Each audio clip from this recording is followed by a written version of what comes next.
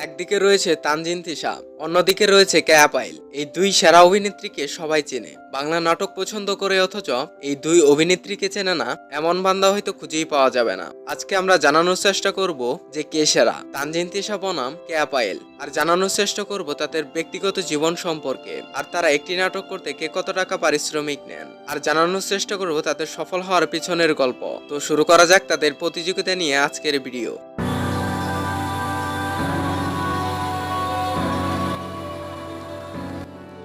প্রথমে আসা যাক কেয়া পায়েলের কথা, যিনি বাংলা নাটকের একজন বড় অভিনেত্রী। তিনি জন্মগ্রহণ করেন রাজধানী ঢাকায়। তিনি একজন মিডল পরিবারের সন্তান ছিলেন। কেয়া পায়েল তার শিক্ষা জীবন শেষ করেন ঢাকা থেকে। তিনি মূলত মডেল হিসেবে কাজ করেছেন অনেক গানেই। তিনি ইমরান খানের সাথেই বেশি মডেল হিসেবে কাজ করেছেন, যে গানগুলো রাতারাতি মিলিয়নে হিট করেছিল।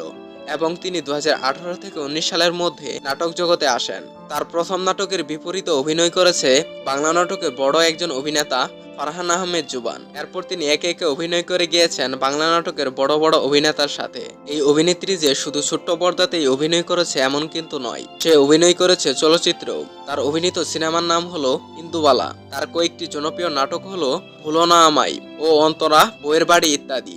কেয়া পাইলের জনপ্রিয়তা দেখে বলা যায় যে তিনি একটি নাটক করতে পারিশ্রমিক নেন 40 থেকে 50 হাজার টাকা। আপনার দেখা কেয়া পাইলের সেরা নাটক কোনটি তা লিখবেন আমাদের ভিডিওর কমেন্ট বক্সে। তানজিন তিশা, যিনি বাংলা নাটকের ব্যস্ত একজন অভিনেত্রী। তিনি জন্মগ্রহণ করেন রাজধানী ঢাকায়। তার বর্তমান বয়স 28 থেকে 30 বছর। তার রিলেশনের কথা বলতে গেলে তিনি বর্তমানে সিঙ্গেল, কিন্তু গত কয়েক বছর আগে তিনি প্রেমের সম্পর্কে জড়িয়েছিলেন দেশের বহু আলোচিত একজন গায়ক হাবিব ওয়াহিদের সাথে। বর্তমানে তিনি সিঙ্গেল। তানজিন তিশা তার লেখাপড়া শেষ করেন ঢাকা থেকে। তিনি 2016 সালের দিকে মডেল হিসেবে বেশ খ্যাতি অর্জন করেছিলেন। মডেল হিসেবে গান করেছেন গায়কদের সাথে, তার মধ্যে একজন হলো ইমরান খান।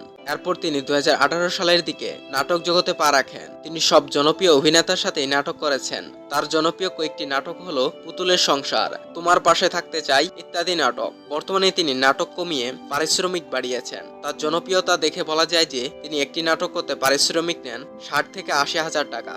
এখন হলো ভোটাভুটির পালা। এখন আপনারাই ভোট দিবেন যে কে সেরা, তানজিন তিশা বনাম কেয়া পায়েল। আর আপনি কার নাটক বেশি দেখেন তা লিখবেন আমাদের ভিডিওর কমেন্ট বক্সে। আর চ্যানেলে নতুন দর্শক হয়ে থাকলে চ্যানেলটি এখনই সাবস্ক্রাইব করুন। তো আজ এই পর্যন্তই, ধন্যবাদ।